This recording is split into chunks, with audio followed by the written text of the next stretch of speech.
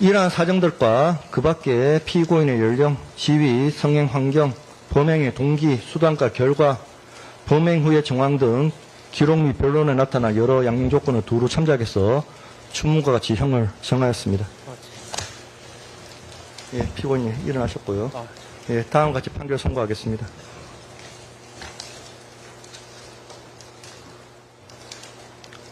주문. 피고인을 징역 1년 6개월에 처한다. 다만 이 판결 확정일부터 3년간 이 형의 집행을 유예한다. 이 판결에 불복하려면 오늘부터 7일 이내에 서울고등법원에 항소할 수 있고 항소장은 서울중앙지방법원에 제출하시면 됩니다. 피고인 현재 수감 중이므로 수감시설의 장에게 항소장을 제출할 수도 있습니다.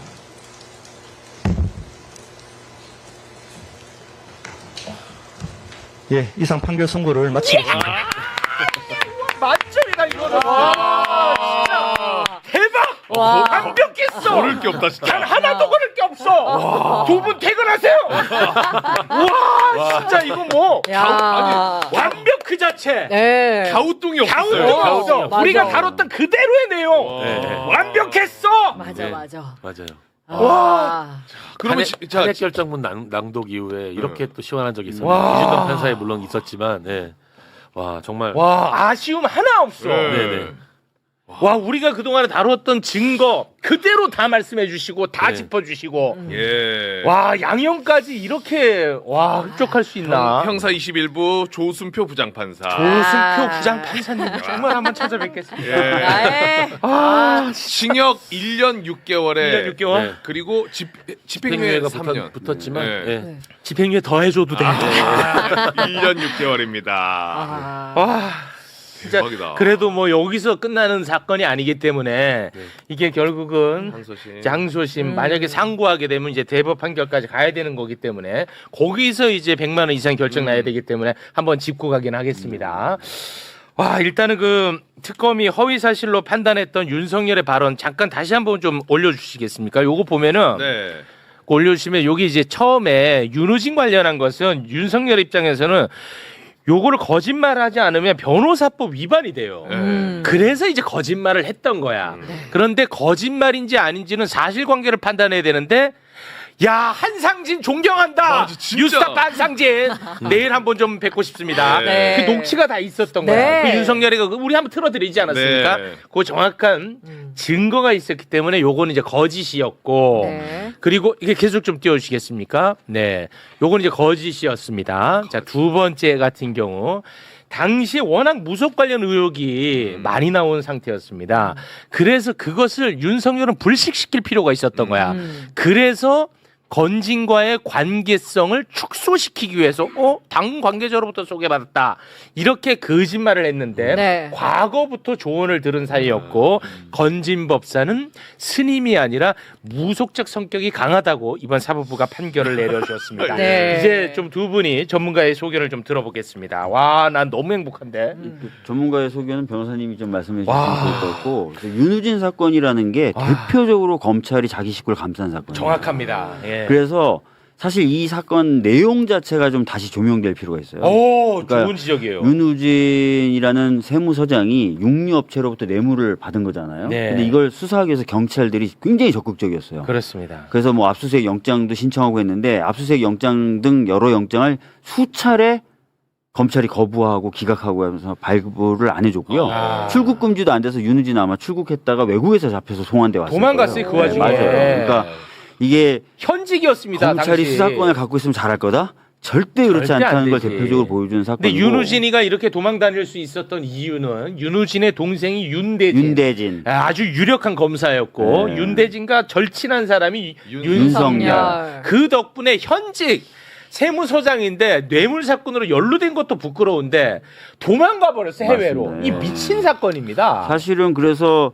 그 당시에 어떤 얘기가 있었냐면 검찰에는 대윤과 소윤이 있다 그러거든요. 맞아. 대윤이 윤석열이었고 네. 소윤이 윤대진이었는데 둘 다 막강한 검찰 내 막강한 그렇습니다. 권한을 갖고 있던 사람인데 이 사람이 이제 딱 마음 먹으니까 압수수색도 안 돼, 출국 금지도 안 돼, 이런 식으로 사건이 진행했고 최종적으로 들어와서 윤우진에 대해서 기소를 하려고 그랬더니 공소시효가 지난다든지 증거가 다 없어졌다든지 이런 어려움을 겪었던 그런 일이 있었던 사건이라는 점 좀 그거는 진짜 우리 꼭 짚어야 됩니다. 네. 그리고 또 이제 그와 함께 우리가 짚어야 될 부분은 당시에 뉴스타파가 관련 보도를 했는데 네. 당시 이제 문재인 대통령의 인기가 워낙 높다 보니까 검찰총장 인사청문회 때 우리 박주민 의원님 같은 분들이 그걸 실드를 쳤었죠.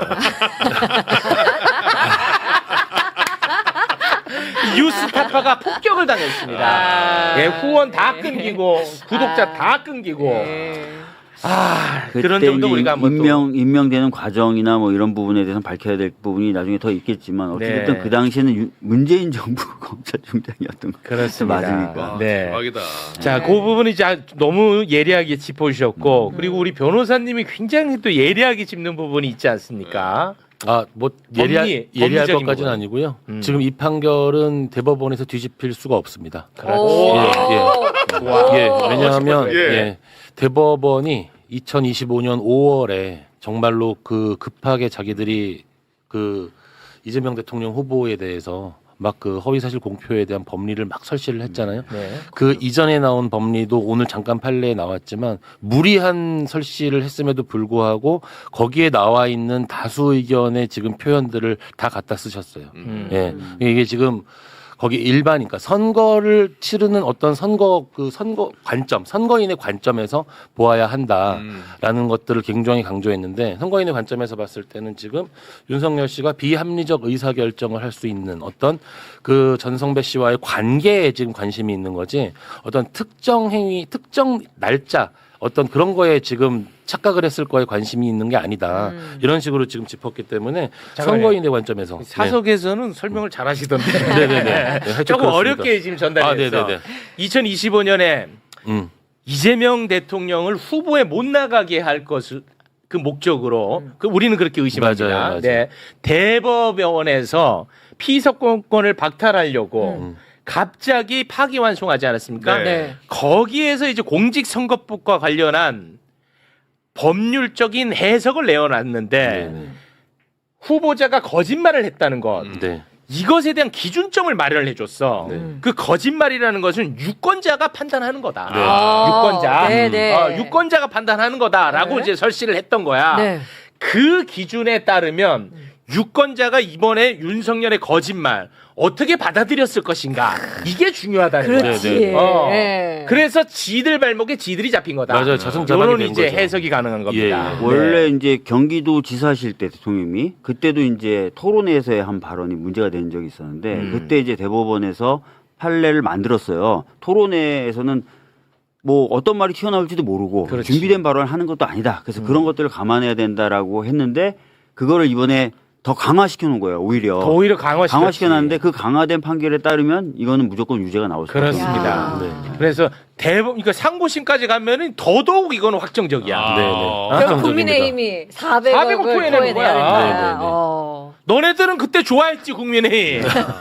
이재명 대통령 당시 파기환송될 때 나는 사실 충격받아갖고 네. 방송 끊고 부끄럽지만 방송 끊고 집에 갔어. 맞아, 맞아. 너무 예, 충격받았어. 예. 그때 국민의힘 나 약 올리고 조롱했지. 네. 그 덕에 너네들은 400억 토해내야 돼. 이건 사실 어떻게 보면 확정된 겁니다. 맞아요. 확정된 판결이라고 봐야죠. 와. 아. 대박이다. 네. 진짜, 그리고 진짜. 오늘 지금 그 판결에서 감형 사유가 제시되지 않았어요. 감형 맞아. 사유가 없는 거예요. 네. 허위 사실 공표에 너무 명백하게 해당되고 이거는 특히 이 두 가지 사건 조금 전에 박주민 의원님도 짚어주셨지만 이 두 가지 사건이 단순히 허위 사실 공표에만 그치는 게 아니라 하나는 어떤 검찰의 공권력 남용에 대한 부분이 있었고 하나는 국정농단이잖아요. 비합리적 의사결정이라는 표현이 자꾸 등장을 하잖아요. 무속인과의 어떤 관계 이런 부분까지 그러니까 국민들로 하여금 이것들이 오도되도록 했기 때문에 이건 허위사실 공표가 될 수밖에 없다. 딱 못을 박았기 때문에 네. 이건 바뀔 수 없는 거죠. 이거는 바뀔 수가 없다는 게 아이고. 우리를 너무 행복하게 네. 합니다. 제가 좀 궁금해서 찾아봤더니 네. 국민의힘의 현재 재정 상황이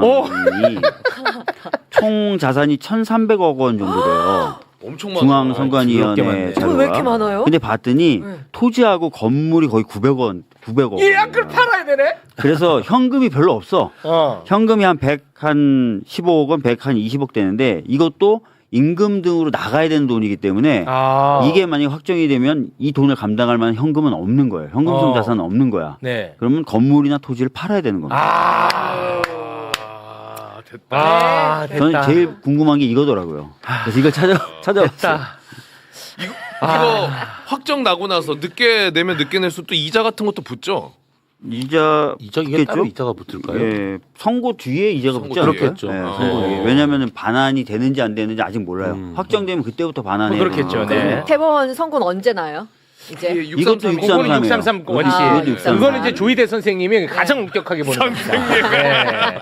조희대 위원님께서 네. 가장 엄격하게 보는 거예요. 특히나 윤석열은 당선자이기 때문에 더 엄격하고 더 빠르게 가야 됩니다. 그렇죠. 예. 당선 자체가 무효가 되는 효과가 나는 거니까. 그렇습니다. 네네네. 이재명 아유. 대통령은 당신 낙선자임에도 불구하고 네. 빠르게 갔단 말이에요. 맞아요. 그렇죠. 그건 속도가 중요하지도 않거든. 맞아. 오히려 더 빨리 갈 수밖에 없는 거죠. 사실은 그 대법원 논리대로 하면 그렇지. 뭐 대법원은 그 당시에는 사실은 보충 의견까지 쓰면서 신속한 재판이 재판의 핵심이다 이런 표현까지 썼거든요. 네. 자승자박에 걸린 거죠. 와, 대박이다. 얼마나 행복한 소식이냐. 뭐 네. 없는 죄를 우리가 뭐 뒤집어 씌워서 행복해하는 게 아니고 그쵸. 원래 졌던 죄를 뒤늦게 지금 대가를 치르는 겁니다. 야, 한상진 기자는 정말 당신 뭐요? 한상진 얘기 계속 나오더라고. 네. 2012년에 한상진 기자가 윤석열한테 전화해갖고 자백을 받아낸 게 핵심적 증거로 활용된대. 그거 우리가 앵콜송으로 한번 좀 듣고 갈게요. 네. 하도 많이 얘기가 나왔으니까. 네네. 그 녹취 준비됐죠? 네, 그거 한번 들어보겠습니다. 혹시 이남석 변호사를 윤우진 씨한테 소개를 시켜주셨나요? 소개를 시켜줬죠. 소개를 내가 얘기해줄게. 네네. 어떻게 됐냐면 내가 그 우리 중수부 연구하나 막 나간 이남석이 보고 예. 일단 네가 지금 예. 배진이한테는 얘기하지 말고 예. 배진이 한참 일하니까 얘 또 형 문제 가지고 형 문제 가지고 괜히 머리 쓰면 안 되니까 네네. 네가 그러면은 윤우진 사장 한 만나봐라. 야. 대박이야. 한상진 당신 뭐요? 한상진이 윤석열을 한 20년간 쫓아다녔어. 대단하다. 대단한 네. 사람이야. 약간 좀 이상한 사람이야. 그 덕에 이 캐거가 이제 나온 그렇죠. 겁니다. 네. 그러니까 윤석열이 아마 저 통화할 때 수임이라든지 소개라든지 이 개념을 혼동했던 것 같아요. 변호사법 보면은 수임만 문제가 되는 게 아니라 수임하는 과정으로 가는 소개도 있습니다. 알선, 유인이 네. 다 문제가 돼요. 변호사법 제36조 저희가 전문가예요. 예. 여기 소개가 있잖아. 맞아요. 소개, 알선 써 있잖아. 유인하여서는 아니 된다. 그러니까 선임만 안 되면 아무 상관없다고 생각하고 말을 다 한 것 같아요. 그러니까 구소하면서 공부를 제대로 안 했나 봐. 근데 나중에는 이제 이게 자기가 봤더니 이거 변호사법 위반이야. 그러니까 거짓말한 거야. 맞아요. 네, 맞아요. 그렇게 이제 보시면 되겠습니다.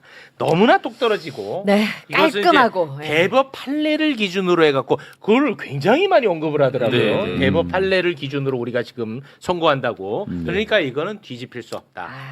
네. 행복합니다. 조금 길긴 했는데 그만한 가치가 가치 있었다? 충분합니다. 아, 예. 우리 판사님 위대하시다. 네. 와, 난 이렇게 완벽하게 마음에 드는 판결은 또 처음이네. 그러니까요. 그러나라는 단어가 이렇게 멋있게 들리는 그죠? 이렇게 주장하지만 그러나라고 나오잖아요. 아, 근데 이 판례 들으면서 저는 사실 그런 생각도 좀 했어요. 이게 지금 이 판례가 허위사실 공표에 대한 판례지만 오늘 나온 판례는 사실 지금까지의 대한민국의 검찰 카르텔이 어떤지를 다시 한번 맞습니다. 국민들한테 보여줍니다. 그거 너무 중요한 예, 말씀입니다. 저기 소개했던 이남석 변호사도 검찰 출신이거든요. 맞아요. 네. 예, 지금 검찰 카르텔이 어떻게 작동했는지를 보여주고 네. 그리고 비공식적 의사결정, 그러니까 합리적 의사결정을 방해하는 그런 문제가 나오잖아요. 저는 다시 한번 그 관저 이전이라든지 이런 문제에 대해서 관여했던 사람들의 수사가 아직 미진한 부분이 저는 아직도 문제가 된다고 생각을 해요. 네. 분명히 전 거기에 무속이 있을 것 같다는 생각이 들거든요. 아, 예, 예. 네. 그런 부분도 생각이 들더라고요. 알겠습니다. 네. 이거 뭐 항소할진 모르겠습니다만 항소심에 제가 조금 하나 정도 좀 첨언을 좀 드리자면 네. 부탁 민원하는 넣습니다. 20대 대선은 0.73% 차로 윤석열에게 당선됐습니다. 네. 네. 그냥 진짜 한 끗 차야. 진짜 한 끗이었죠. 그렇기 때문에 이런 것들이 더 중요하다. 엄격하게 해야 돼요. 예, 엄격하게 들여다봐야 맞아요. 된다. 나 요거 하나 좀 넣어주면 좋을 것 같다는 생각이 듭니다. 저에게 좀 동의를 해주시면 감사하겠습니다. 동의합니다. 동의합니다. 자, 그럼 기분 좋게 두 분 여기서 보내드리겠습니다. 두 분 대단히 고맙습니다. 와. 이렇게 행복할 수가 없어. 요 근래 들어서 가장 오늘 행복한 진짜 순간이죠. 아니 너무 깔끔하잖아. 네. 그리고 우리가 그동안 잘 들었다는 걸 또 확인시켜 주니까 그러니까요. 더 기분 좋고.